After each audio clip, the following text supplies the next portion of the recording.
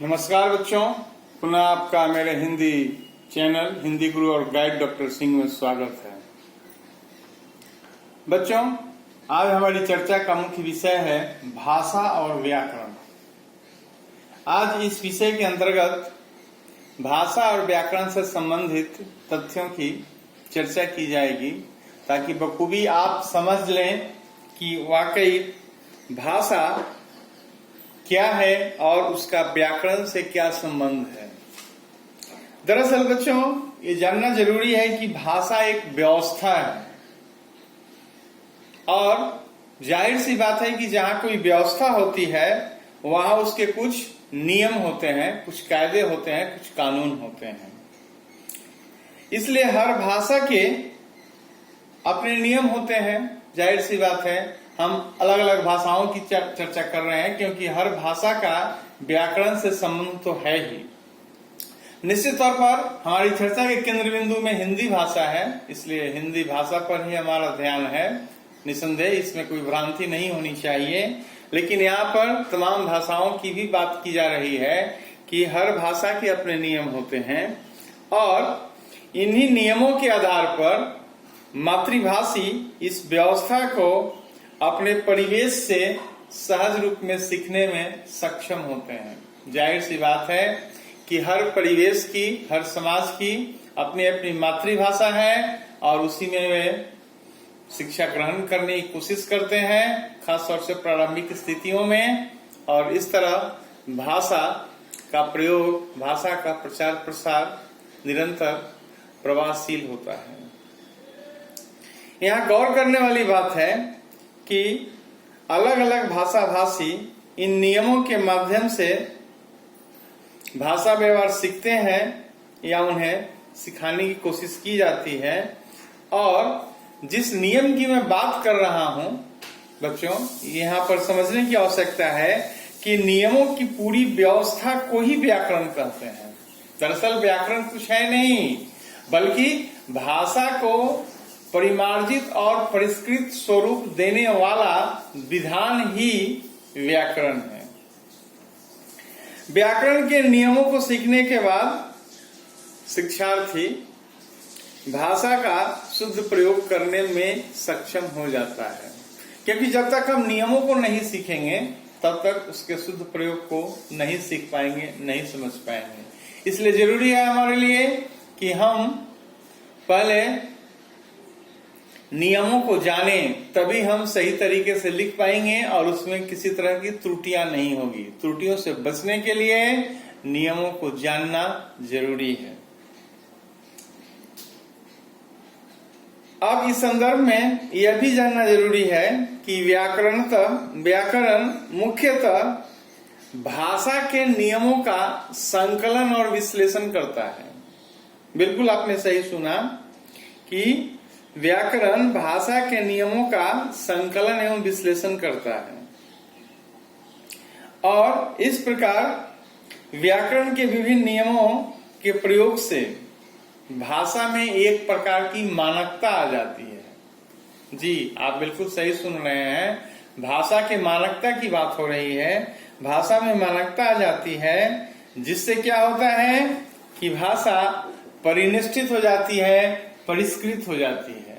दरअसल भाषा का परिष्कृत होना, परिनिष्ठित होना, सुसंस्कृत होना और ये जिस नियम के द्वारा होता है वही व्याकरण है। इसलिए भाषा का व्याकरण के साथ बड़ा ही गहरा रिश्ता है। इसे जुटलाया नहीं जा सकता, इसे हम नजरअंदाज भी नहीं कर सकते हैं। अब इस संदर्भ में यह भी जानना जरूरी है कि भाषा एक इकाई है नहीं।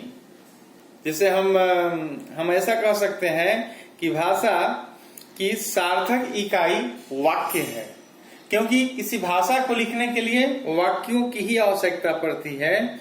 और इस क्रम में हम यह सोच सकते हैं, जान सकते हैं कि सबसे पहले वर्ण की बात आती है। वर्ण से शब्द बनते हैं, शब्द से पद बनते हैं, पद से पदबंध बनते हैं,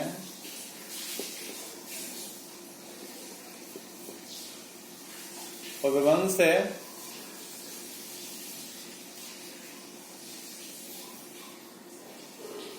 वाक्य बनते हैं। यानी इस क्रम में देखा जाए तो हमारा विकास होता है। यानी छोटी इकाई से हम बड़ी इकाई की तरफ जाते हैं और इसमें हम जैसे जैसे आगे बढ़ते हैं सार्थकता बढ़ती जाती है। तो जैसा कि मैंने अभी कहा आपको कि भाषा की सार्थक इकाई वाक्य है। वाक्य का निर्माण कैसे होता है, बखूबी इन क्रम को देखने की आवश्यकता है।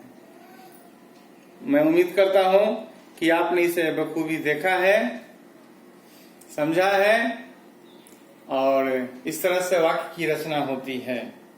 अब इस संदर्भ में यह भी जानना जरूरी है कि भाषिक व्यवस्था के कितने स्तर होते हैं।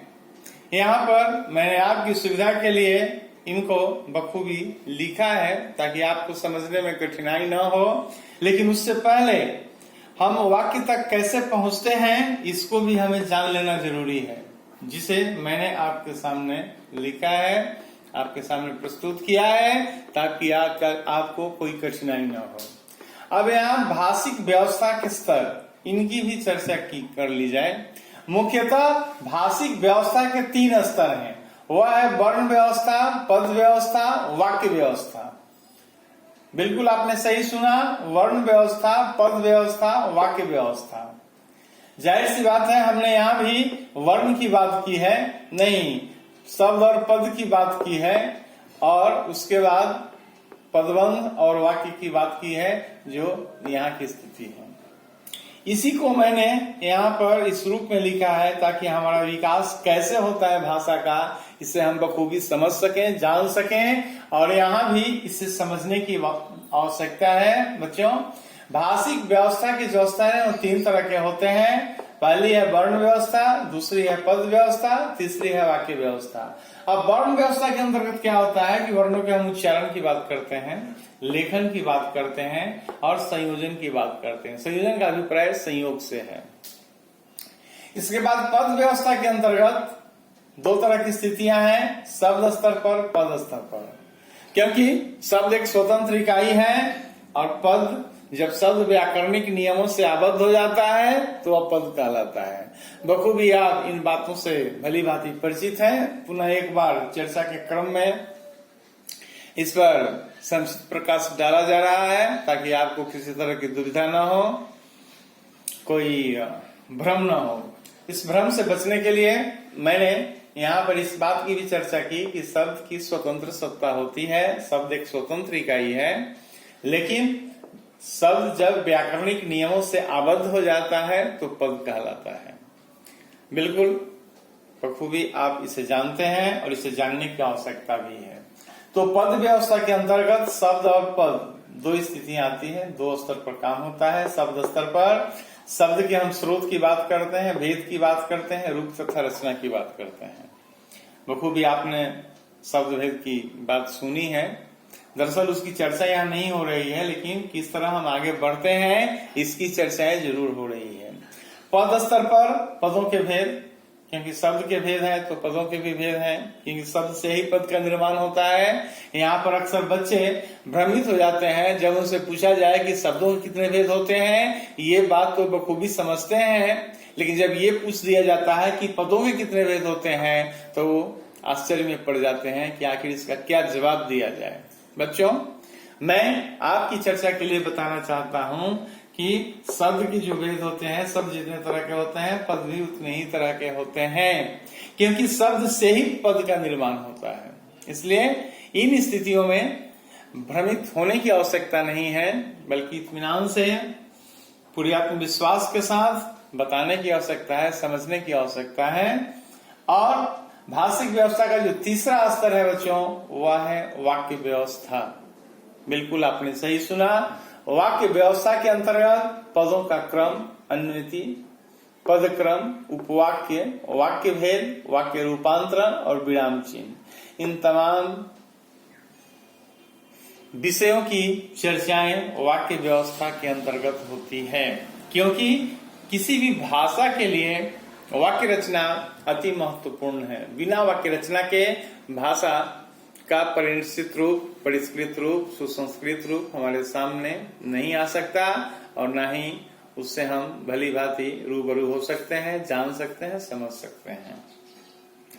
तो बखूबी आपने यहाँ पर इन चर्चाओं के क्रम में ये देखा कि किस तरह भाषा का विकास होता है, और हमने यहाँ यह भी जाना कि भाषा की सार्थक इकाई जो है वह वाक्य है। वाक्य कैसे बनता है ये भी हमने जाना। भाषा और व्याकरण क्या क्या संबंध है, इस पर भी तमाम चर्चाएं हुई। और मैं उम्मीद करता हूं कि ये वीडियो आप भली भांति आपने इसे समझा है। यदि कोई समस्या रह गई हो आप कमेंट करके पूछ सकते हैं, आपकी समस्या का निराकरण अवश्य किया जाएगा। और इस उम्मीद के साथ कि आप इसे शेयर करेंगे, लाइक करेंगे और सब्सक्राइब करेंगे ताकि नई नई जानकारियां आप तक पहुंच जाए। धन्यवाद बच्चों।